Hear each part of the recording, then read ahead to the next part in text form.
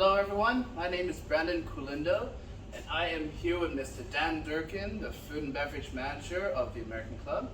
Mr. Durkin, thank you so much for agreeing to do this interview with me. Yeah, not a problem. Thanks for having me. Okay. What can I help you with today? I would just like to ask you a few questions about the restaurant. Okay. First off, what is your market pricing? What is your aim? What kind of people are you planning to market this towards? So, we're a private members only club. We are not able to market to the outside. We can only market to our members. So that said, we need to be able to hit all different kinds of member expectations in terms of our F&B offerings. So we have casual dining, we have counter service at our cafe, at our grill house restaurant by the pool. We have all day dining down in Tradewinds. We have a bar. This is our more upscale fine dining restaurant. Okay. So we kind of, pricing in a club is a little different than pricing in the outside market. Members here do pay monthly dues, which kind of help to subsidize the overall operations of the club. For that, they do expect prices to be slightly lower than in the outside market. So we kind of, in this restaurant, we have kind of a blend of Eastern and Western cuisines. So we kind of price ourselves for the Eastern side of the menu, right around kind of the Imperial Treasure, Crystal Jade pricing. Okay. And for Western food, we try to go a little bit lower than, say, a Morton Steakhouse or a Ruth's Chris Steakhouse, something like that. Okay. And what is the organizational structure of the restaurant? Who's in charge, and where does the organization fall through? So for the F&B department, I'm the director of F&B. I'm at the top.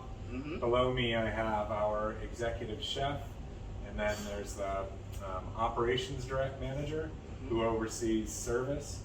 So then underneath each of those guys, and then at the executive chef, there's the chef of this restaurant who you just met, Chef Kelvin. And then the restaurant manager sits underneath the club operations manager. So then underneath the restaurant manager, we have two assistant managers. All right.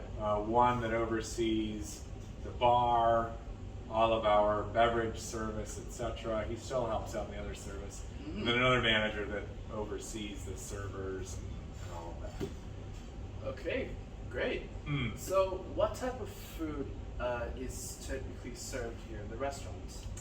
So our chef who you met when we were looking at the kitchen, he is deeply trained in Cantonese cuisine.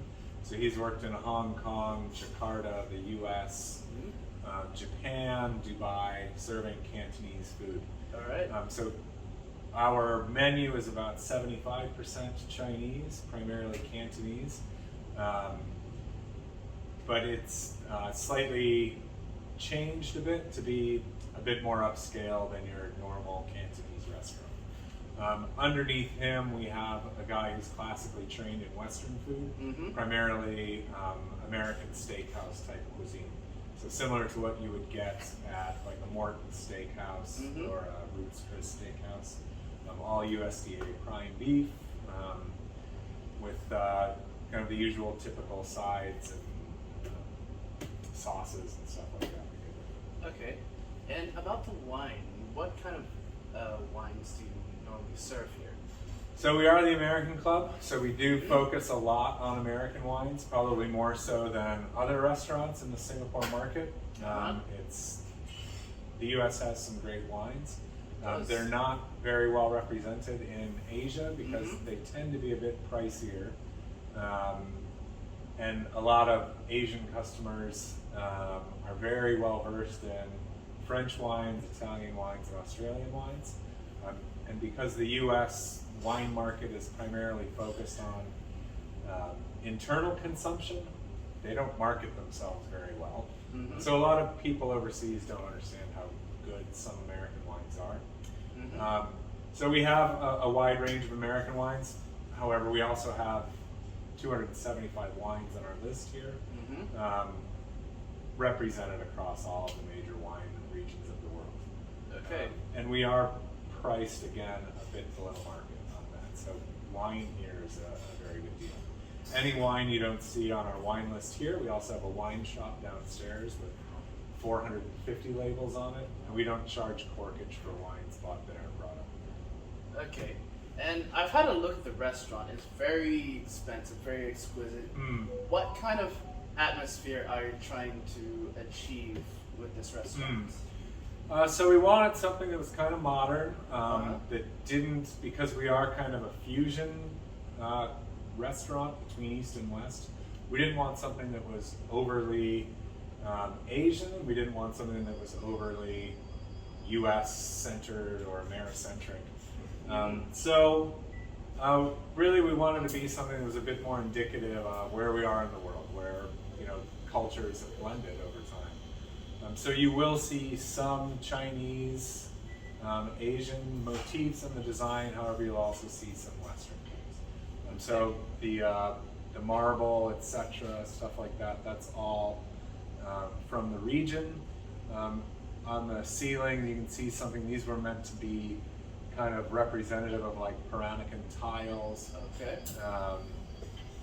Yeah, but then the furniture itself is very Western. It doesn't go for some of the Eastern design language that is used in like Chinese restaurants. Okay. Okay, so last question. Say a new person joins your service team. What methods do you use to train them to sort of get them up to speed with the service of the restaurant? So in a club, it's a little different than the outside market. In the outside market, it's very much serving the customers, but meeting a profit goal. Here, because we're a private club, it's much more about crafting the dining experience to each individual member and getting to know what they want and what they expect from their dining experiences. That takes time. So when a new staff comes on, they'll typically start at a fairly junior position, and it takes a while to understand the culture of the club, to understand, you know, we have a huge range of diversity in our membership. Indeed. What the different diners are looking for. So, you know, what is an American businessman diner looking for versus what is a local member who is dining here with his family and his relatives and all of that. Different things. What is we have Indonesian, because we have Chinese members. They each have their own different expectations for dining. So when a staff comes in, typically it will be a junior position, and we bring them in, we give them the standard training that we give to all of our new staff, then we will give specialized training for whatever position they are hired for, whether it's bartender or server. They'll start pretty junior, they're not going to be taking orders, they won't be directly interacting with members for several months. So they need to understand the flow of service, how things work. For a server, for someone working in service, they need to be able to identify each and every one of the food items, so they'll spend several weeks as a food runner.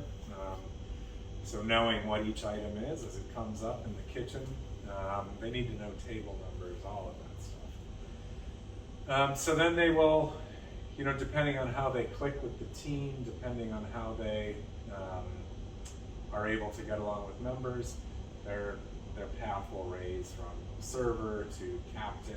At a captain level is when you're taking orders.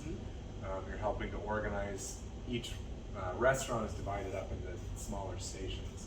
They help to organize their one station. Yeah, and then captain to supervisor, supervisor to assistant manager, assistant manager. All right, great. Well, that's all the time we have for the interview questions right now.